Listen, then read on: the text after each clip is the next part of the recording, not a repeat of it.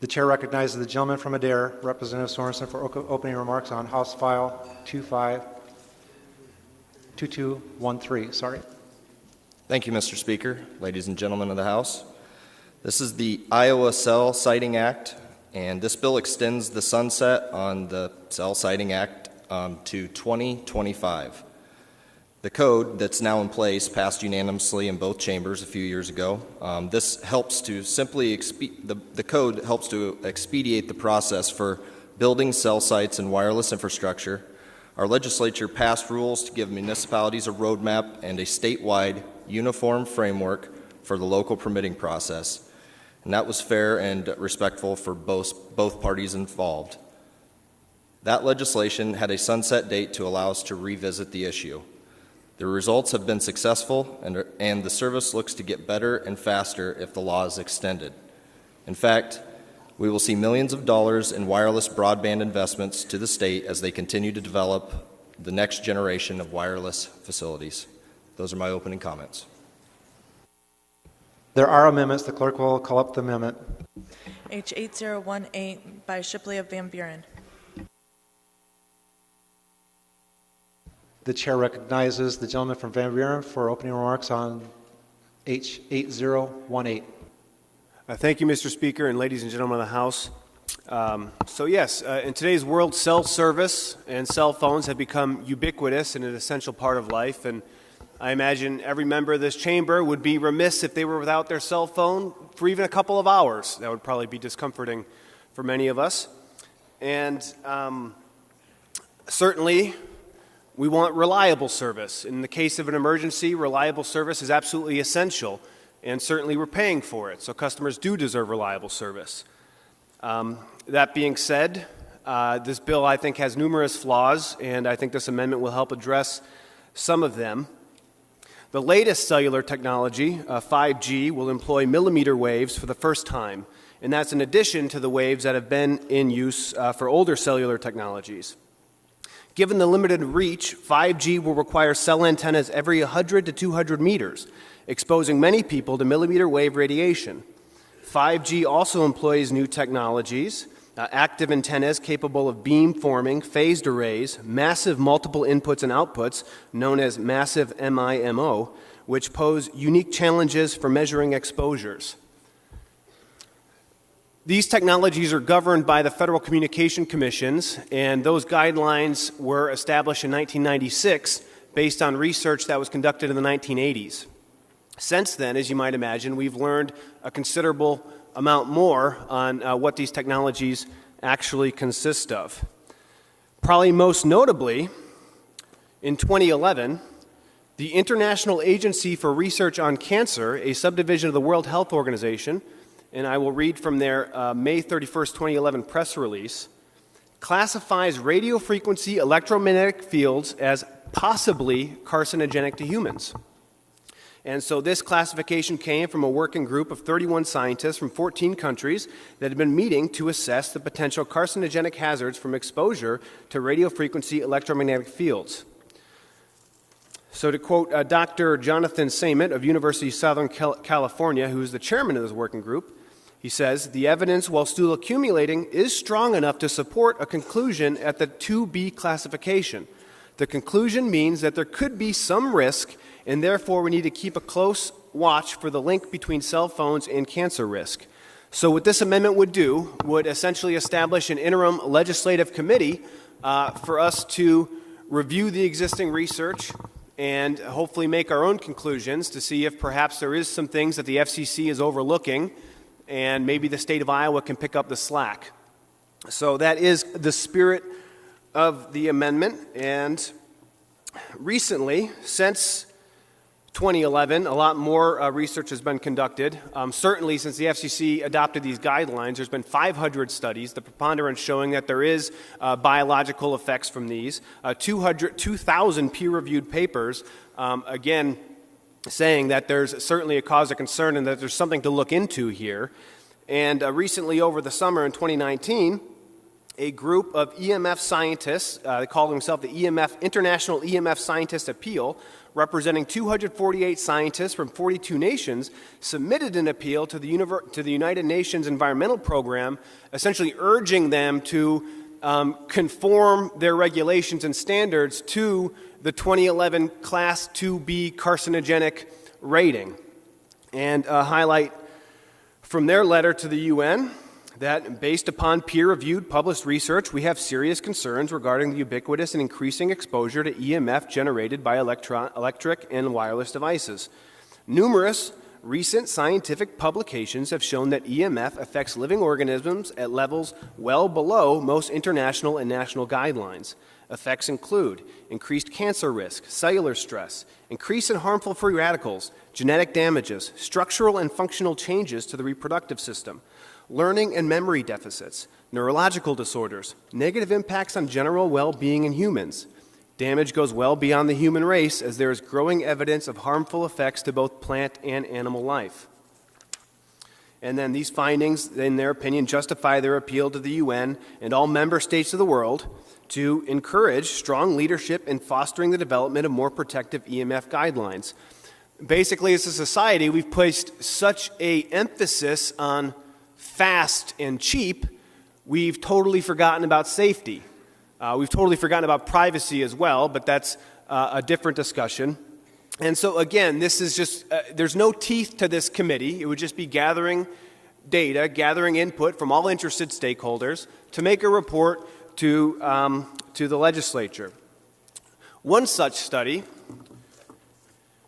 this is from the Journal of Biomedicine and Pharmacotherapy from 2008, Biological Effects from Electromagnetic Field Exposure and Public Exposure Standards.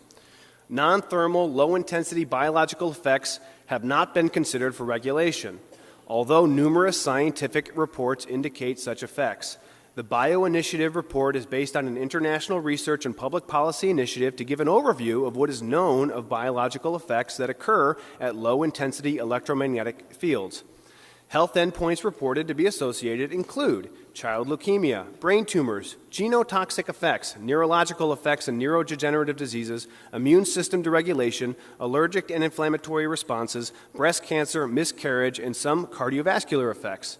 The Bio-Initiative report concluded that a reasonable suspicion of risk exists based on clear evidence of bioeffects at environmentally relevant levels, which, with prolonged exposures, may be reasonably presumed to result health impacts.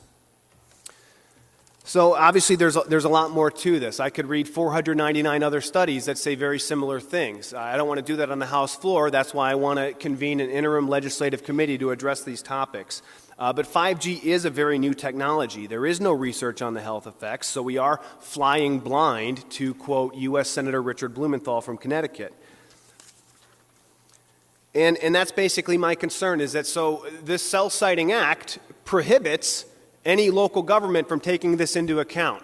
So say you're on a board of supervisors and you read that the UN, World Health Organization, classifies this as a 2B, possibly carcinogenic, and you're very concerned about a tower going adjacent or within close proximity to a residential neighborhood. Well, the state of Iowa is saying there's nothing you can do about it, that it's illegal to deny a permit. So because we're stripping local governments of that authority, wouldn't it be nice if the state of Iowa at least comes together and analyzes some of this research? Because again, this is not me. This is the World Health Organization, first in 2002 and then again in 2011. And because there's been additional research since then, when they reconvene, it'll probably be upgraded to probably carcinogenic. So I think we are doing Iowans a disservice if we don't at least deliberate and acknowledge this research. And again, some of this research is publicly funded. So I think it is incumbent on the legislature to make sure that the public knows about what the publicly funded research is finding out. And then again, what might a committee like this consist of? What would we do? Who would we hear from? So here are just a few quotes I want to share from scientists who took place in this EMF appeal. And if we are able to convene this committee, maybe they would share these opinions with us. This is Don Masich of Australia, PhD. We are now entering the era of the Internet of Things, where all our appliances will be Wi-Fi enabled. endlessly communicating with each other and us through so-called smart devices. This brave new world dictates that human exposure to radio frequency radiation must greatly increase in order to accommodate this technology. This is a planned world being created by technocrats totally ignorant of the reality of our biology, ignorance fostered by the existing thermal effects only standards guidelines. Now more than ever, we need new biologically relevant standards to meet the challenge of the future. This is Dominique Bell-Palm, medical doctor, professor of oncology, Paris. The harmful effects of electromagnetic fields, regardless of their frequencies, are now scientifically settled. Pregnant women, the fetus, and children and adolescents are particularly vulnerable. And this is why France has taken measures to restrict Wi-Fi in schools. WHO has recognized the possibly carcinogenic effects of electromagnetic fields. Its policy program should now recognize electrohypersensitivity as a disorder entering the nostalgic framework of idiopathic environmental intolerance. This is what the International Congress held on the 18th of May, 2015 at the Royal Belgian Academy of Medicine proposes. Paul Heroux, Canada. Electromagnetic fields from power and telecommunication systems as they are present in our everyday environment have biological and human health impacts that have not been officially acknowledged. The effect of these fields have simply not been taken seriously enough. So to say that there's no consensus here, to say that there's a consensus, I think is extremely misleading. There are people who are trying to sound the alarm on this. There are other countries who are definitely putting the brakes on this and raising these very serious concerns. Professor Marie-Claire Kamertz, PhD, Free University of Brussels. Man-made electromagnetic fields impact all living organisms, acting first on the unit membrane. We must reduce our dependence on wireless technologies, reduce the numbers of cell towers, and clearly indicate in public spaces the intensity of the ambient electromagnetic field. Elizabeth Kelly, MA, Managing Secretary of the International Commission of Electromagnetic Safety. Solutions must be found that place the highest priority on protecting people and the planet over the powerful economic forces driving new technologies without thought for biology. We can have both, innovation and public safety, if there is political will. And again, this committee that I'm proposing is toothless. The committee I'm proposing, if we adopt it, will not prevent a single cell tower from going up. It'll just make sure that we're doing our due diligence to sort through this research. And if there's consensus, how do I why am I reading from so many scientists? Why are there so many scientists on this list who are willing to stick their neck out and challenge this if the science is settled, if there's nothing to see here? Joel Moskowitz, USA, University of Berkeley. U.S. regulatory standards and international guidelines only control for short-term heating of tissue. The standards do not protect us from the low-intensity chronic exposures to electromagnetic fields that are common today. Scientists who signed the appeal request that the UN and member nations protect the global human population, animals, and plants from EMF exposures. So again, this is in probably short, limited doses.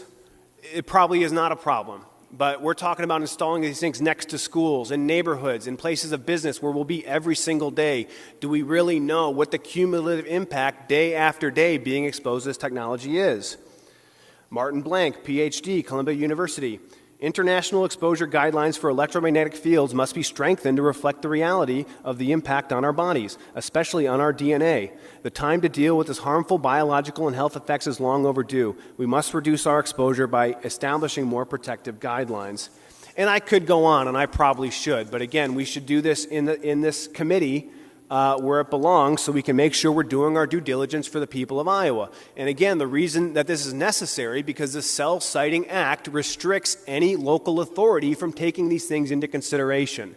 So if we're just going to remove that authority from our local governments, then the state of Iowa has to pick up the slack. And I don't think we can trust the FCC because their guidelines have not changed since 1996, and I think we know a lot more now than we do then. Because if this wasn't an issue, then why did the World Health Organization classify it as a 2B carcinogen, possibly carcinogenic to humans? If there was no evidence for that, they wouldn't have had that classification. So I think this is a very important amendment. I think this is a great just way to get more science on the table. Again, this wouldn't impact one cell tower at all. This would be a toothless committee for us to get together, review the science, to hear from interested stakeholders, and get more people on board. So there's obviously a lot more to learn to this. Like we said, 5G technology is very new. So we are flying blind here, and there's a lot more to learn. And so that's the spirit of the amendment, is that we've got to make sure we're doing everything we can to protect the safety of Iowans, because, sure, fast and cheap is really great, and it's great that we can have fast and cheap service, but that should not come at the expense of safety. So that's my opening remarks on this amendment. I'm happy to take any questions. Is there discussion? The chair recognizes the gentleman from Adair. Thank you, Mr. Speaker. I appreciate the comments by Representative Shipley. Thank you for bringing your passion to the House floor. Overwhelmingly, scientific evidence from the World Health Organization, American Cancer Society, National Institutes of Health, FCC, and the FDA show that no known health risk to humans from the energy emitted by wireless devices. So I urge the body to resist this amendment. Seeing no further discussion, the chair recognizes the gentleman from Van Buren for closing remarks on H8018. So thank you very much. And yes, Representative Sorensen is correct that the FDA recently did reaffirm the FCC 1996 exposure limits. But again, they did that without conducting a single formal risk assessment or without a systematic review of the research. So, I mean, do we really trust these bureaucrats, these unelected bureaucrats that probably are bought and sold by lobbyists? I mean, come on. Everyone can turn on the TV and see how dysfunctional Washington, D.C. is. And even in this chamber, we know how money and influence and industry groups do play a very active interest in crafting policy. So are we just going to trust these bureaucrats from 1,000 miles away that aren't even willing to take the time to conduct a formal risk assessment, that aren't even willing to take the time to conduct a systematic review of the research on the health effects? I think I think this is a very important bill, and I think this is just responsible to make sure that we're doing everything we can to grow technology and create a global connectivity in a very responsible way that does not compromise the health of our citizens. So those are my remarks, and with that, I'll move the amendment. The gentleman from Van Buren moves the adoption of H8018. All those in favor of the amendment shall say aye. All those opposed shall say no. No! The noes appear to have it. The noes do have it. The amendment has failed. The clerk will call up the next amendment. H8020 by Shipley of Van Buren.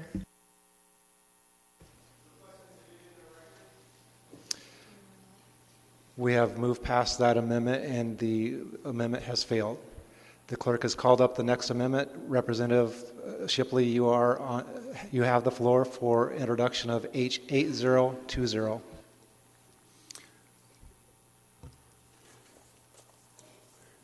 H8020, not 8019.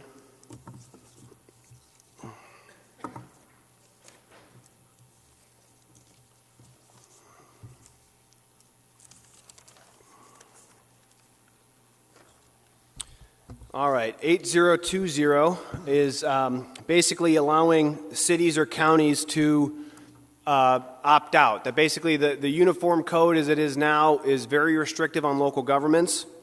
And so I wanted to have some sort of language in there that would allow a local government to choose otherwise. And just let me share with you what's going on in my district to give a little more context to this discussion. So in the city of Fairfield, U.S. Cellular has a 4G LTE tower in a residential neighborhood. They recently upgraded the infrastructure there to about a 900 megahertz range. And people started experiencing symptoms of illness, nausea, dizziness, ringing in the ears, general unpleasantness. And so they started sending certified letters to U.S. Cellular documenting their illnesses and their concerns.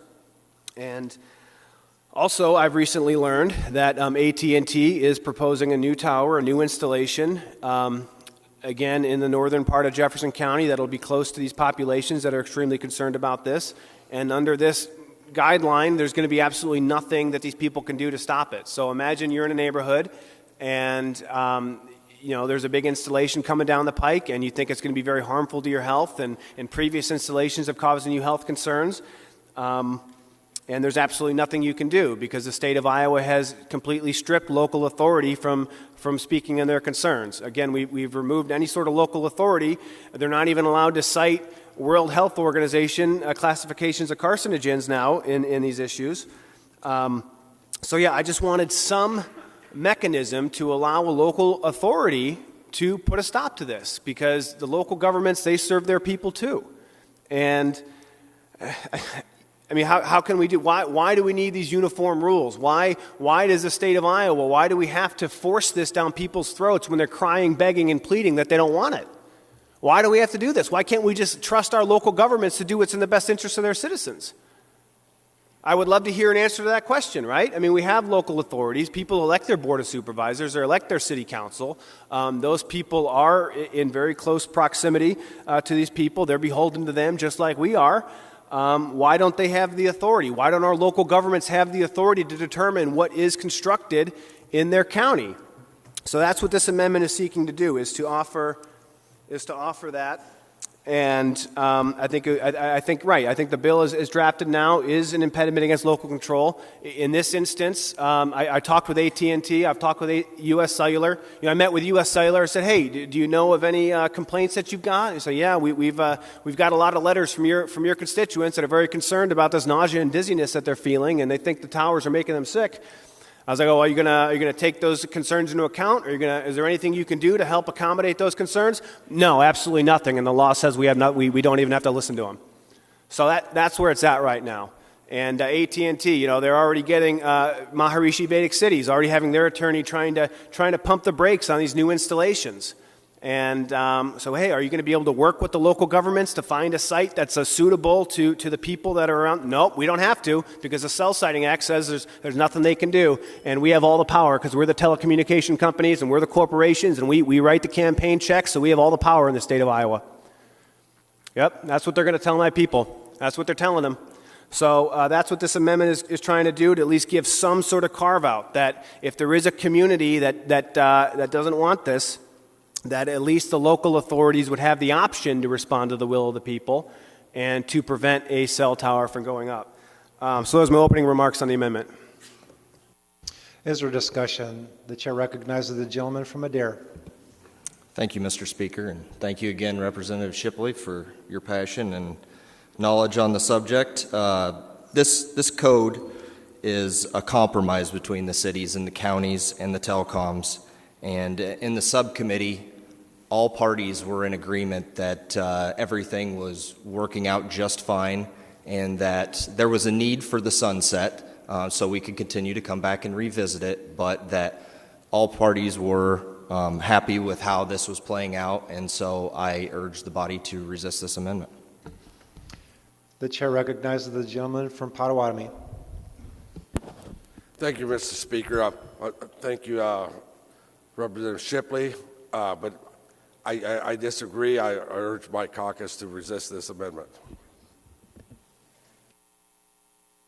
The chair recognizes the gentleman from Van Buren for closing remarks on H8020.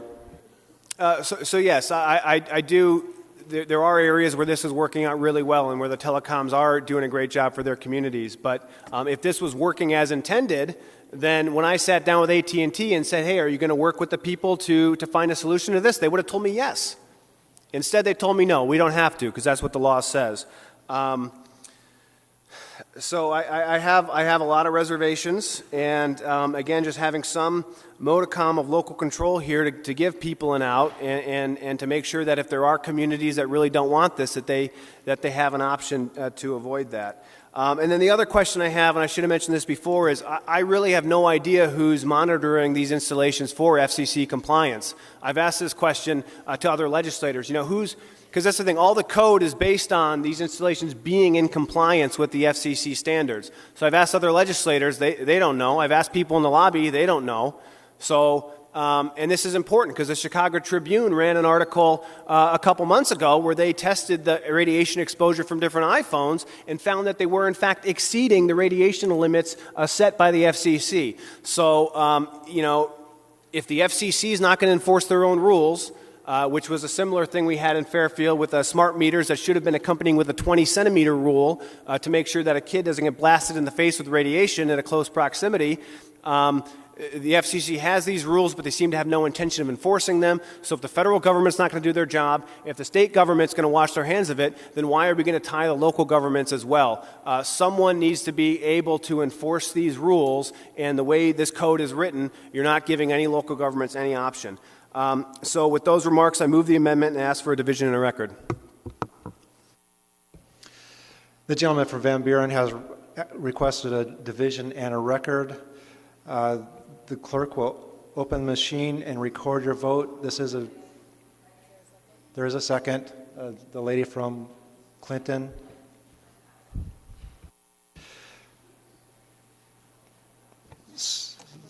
The clerk will now open the machine and record your vote. You will vote aye, yes for aye, and no for no.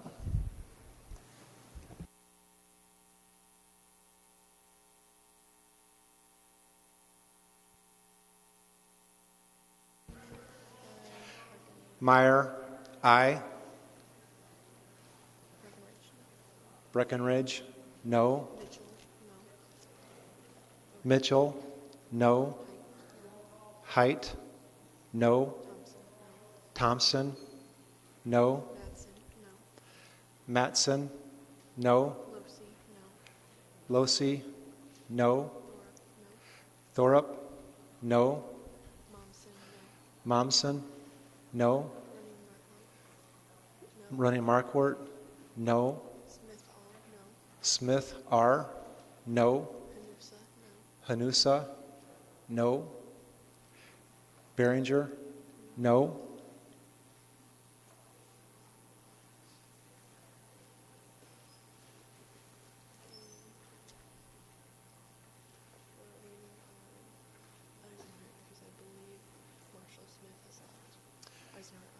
Eisenhart, aye. Have you all now voted? The clerk will close the machine and record your vote. The House will pay attention to the results of the vote. Those voting aye, 13. Those voting no, 82. Not voting or absent, 5. The amendment has failed. The clerk will call up the next amendment. H 8019 by Shipley of Van Buren. The chair recognizes the gentleman from Van Buren for opening remarks on H 8019. Thank you, Mr. Speaker, and ladies and gentlemen of the House. This amendment comes from an idea that the Iowa Utility Board put forth in their smart meter ruling last year about a community-wide opt-out. And the idea here is that there are communities, and again, I got calls from all over the state of people who are seeking to avoid their EMF exposure. And I thought a really good solution to this would be homeowners associations, because there are homeowners associations have uniform covenants that all property owners must adhere to, 100% compliance. And on the books now, homeowners associations do restrict, for example, a solar installation. There are homeowners associations that don't allow the installation of solar panels or solar equipment. So if we trust homeowners associations that much, why shouldn't they also be able to restrict the utility and the telecommunication equipment that's installed in their neighborhoods as well? And again, this is a situation where a homeowners association that is a neighborhood that typically has some sort of unifying theme, or at least neighborhood values that bring them together. There are covenants that are enforced that you must comply with, so it's 100% compliance. So by buying the property in the homeowners association, you know what you're getting yourself into. And this is just trusting neighborhoods to govern themselves. If a neighborhood doesn't want a small cell in there because they're concerned about the World Health Organization's classification of EMF as a Class 2B possible carcinogen, then the state of Iowa shouldn't force that neighborhood to have that installed there. So all this is doing is trying to just codify that a homeowners association can govern themselves, which I think is a good American principle, that when people come together with open hearts and grateful souls, we can govern ourselves, that we can decide for ourselves what utility equipment we want. We don't need a telecommunication corporation, a giant corporation coming in and telling us what we need. No, we can decide for ourselves. And like I said, this is already working for solar installations. This is something I ran into all the time as a solar install. It's like, hey, well, I'd really like solar panels, but my homeowners association won't let me do it.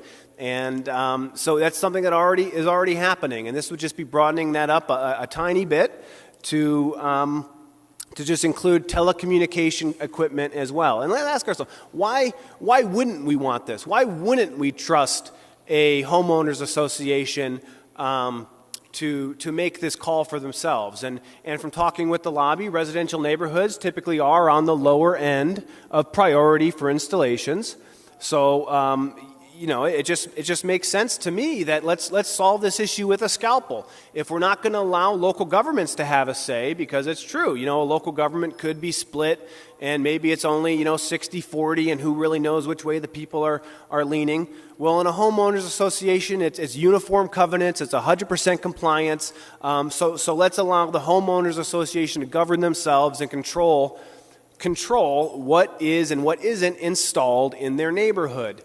I think that's only fair, and I think this is a great solution to solve the problem with a scalpel, to identify, neighborhood by neighborhood, that people who are concerned about this issue can locate to a neighborhood with neighbors that share these concerns, and we can solve it neighborhood by neighborhood. So even in the city of Fairfield, you could have the north part of town, North Campus Village, the Maharishi University. They could set their own covenants, and then they would be protected. The small cells, the radiation signal doesn't go very far, so if they wanted to block themselves off by planting trees in the perimeter, they could really do a great job isolating themselves from these harmful signals, this electronic smog that is basically an information era pollution is what it is, and it is ever present. And again, we just have some sort of escape valve, because even if 99% of people want this and think it's great, we can't force that on the 1%. As a state of Iowa, we have to protect the rights of minorities. We have to have diversity in this state. We need to acknowledge that not everyone thinks the same way. Not everyone wants the same thing. Maybe a lot of people are really excited about 5G technology so they can download 4 seasons of Netflix all at the same time.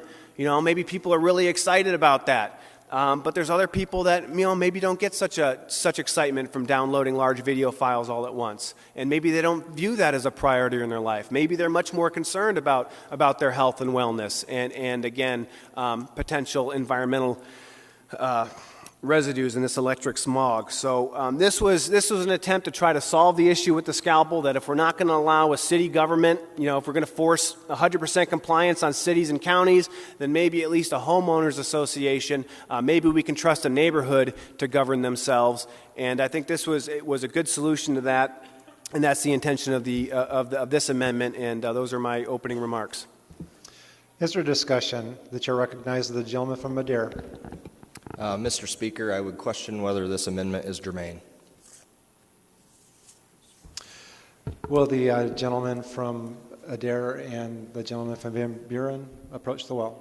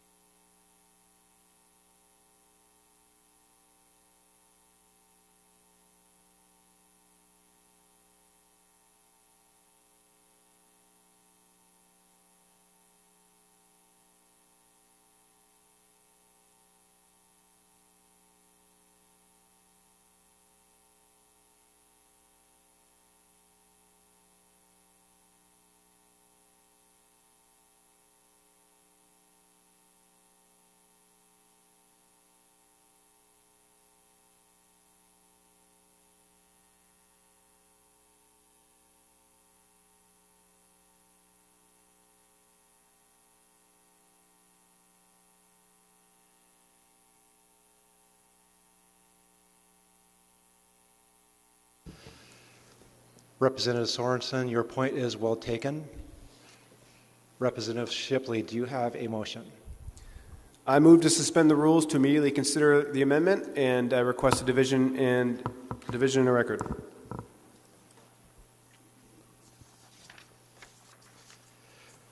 Representative Shipley has moved to suspend the rules. The clerk and has requested a division in record.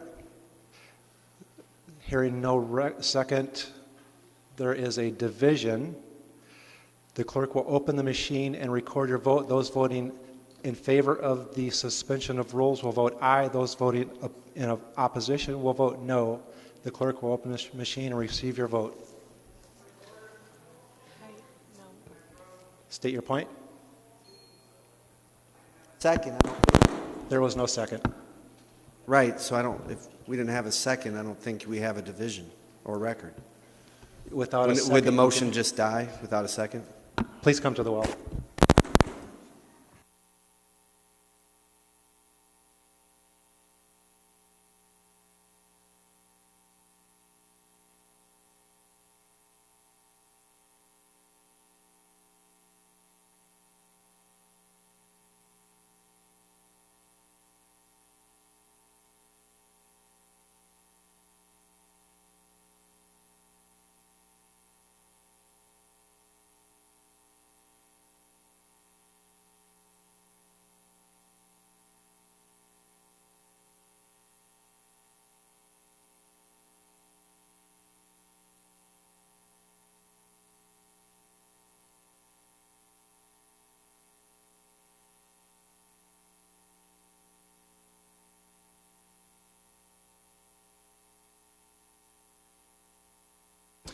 There is a second. Representative Winschittle from Harrison has seconded.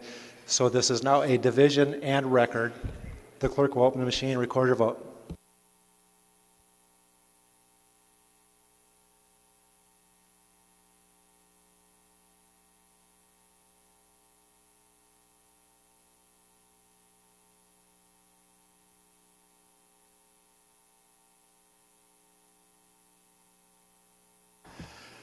Meyer, aye. Losi, aye. No. Or no, sorry. Donahue, no. Running Marquardt, no. Hanusa, no. Dio, no. Momsen, no. Upmeyer, no.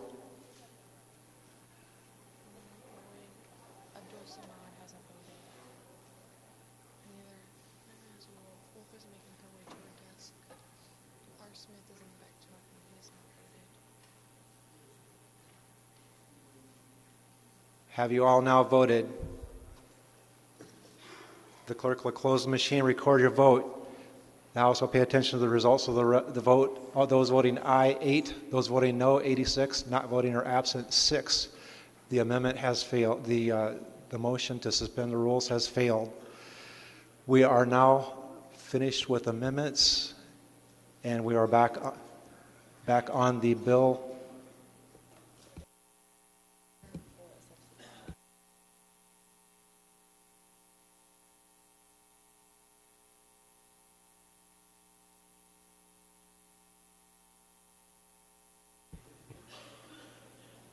The chair recognizes the gentleman from Madera for substitution. Thank you, Mr. Speaker. I ask unanimous consent to substitute Senate File 2196, which is identical to House File 2213. Are there objections? Hearing none, so ordered. We are now on Senate File 2196. Is there discussion? The chair recognizes the gentleman from Woodbury, Representative Hall. Thank you, Mr. Chair. Would Representative Shipley yield to a question? I will. Thank you, Representative. You are in order. Thank you. I was just listening to your comments and was hoping to follow up on a question of Amendment H8019, the previous amendment. Listening to your comments, it sounded as though the introduction of that amendment stemmed from a concern for protecting minority viewpoints, and I'm wondering if you can expound upon that a little bit further. Well, just acknowledging that not everyone is in agreement that these things are totally safe or totally necessary to have in a residential neighborhood. So I meant diversity of thought, diversity of opinion as it relates to cell technology. And you believe that's something that this legislature should maintain and keep an eye on regardless of the issue? Yeah. There is a point of order. State your point. With, we are now on Senate File 2196, not the amendments. Your point is well taken. You will confine your remarks to the bill at hand. Thank you, Mr. Speaker. Thank you, Representative Shipley. Just an observation, and I look forward to continuing to work with Representative Shipley and making sure that the protection of minority viewpoints is something that this chamber keeps an eye on throughout session. The chair recognizes the gentleman from Potawatomi, Representative McConkey. Thank you, Mr. Speaker. Thank you, ladies and gentlemen of the House. I worked on the subcommittee on getting this bill, and we did a lot of work on, well, actually what the bill actually does is just extend the sunset another 5 years of an already existing bill that's passed out of here actually 2 times. And when I was asking everybody, is there any problems, has anybody been encroached upon, or has there been any complaints throughout the state? The lobbyist from Des Moines said he had some issues, but then he got back to me and said they've worked those out. So I urged my caucus to support this. I'm going to support this, but thank you. Seeing no further discussion, the chair recognizes. The chair recognizes the gentleman from Van Buren, Representative Shipley. Thank you, Mr. Speaker, and thank you, ladies and gentlemen of the House. Just the last point I'll say to this, I'll just beg and plead with the telecommunication companies that you please just work with the people in my area, in District 82, particularly northern Jefferson County, relating to Maharishi Vedic City and those institutions, and just please work with those people, operate in good faith as good corporate citizens, and please, please, please do not use this law to ram down your infrastructure on people who otherwise wouldn't want it. So I hope we all can work together with safe, reliable technology. I think we're all going to benefit from global interconnectivity. I think it is bringing us all together. The information age is a miracle. I mean, we are living in just a wonderful time where information is at our fingertips, where connectivity, where we can speak to anyone around the world, where I can sell a product to anyone around the world. It really is a beautiful thing, and we need to acknowledge that. But again, we just need to make sure that we are respecting and just very conscious of where these installations are going. So just I beg and plead with AT&T to please work with the people in those areas and do not use this law as a way to ram your agenda down other people's throats. Thank you. Seeing no further discussion, the chair recognizes the gentleman from Madera, Representative Sorensen, for closing remarks on Senate File 2213. Senate File 2196. Thank you, Mr. Speaker. I appreciate the robust conversations that have gone on, and thank you, Representative McConkey, for your clarifying remarks. I want to thank my subcommittee of Representative Losey and Representative McConkey, and I move the bill. The gentleman from Madera moves the bill be read for the last time, placed on its passage. Are there objections? The clerk will read. Senate File 2196, a bill for an act extending the repeal date of the Iowa Sill Sitting Act and including effective date provisions being enacted by the General Assembly of the State of Iowa. The question now is, shall the bill pass? Those in favor of the bill shall vote aye. Those opposed shall vote no. The clerk will open the machine and record your vote.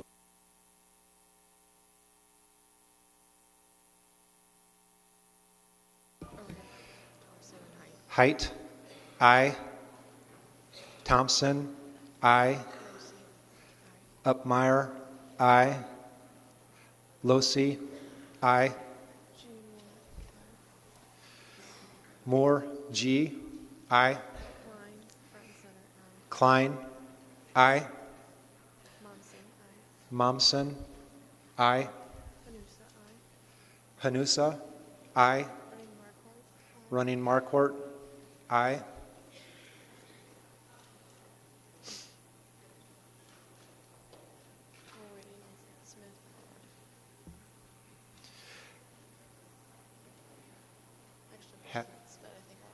Have you all now voted? The clerk will close the machine, record your vote. The House will pay attention to the results of the vote. Those voting aye, 80. Those voting no, 14. Absent or not voting, 6. The bill, having received a constitutional majority, is declared to have passed the House. Are there objections to the title?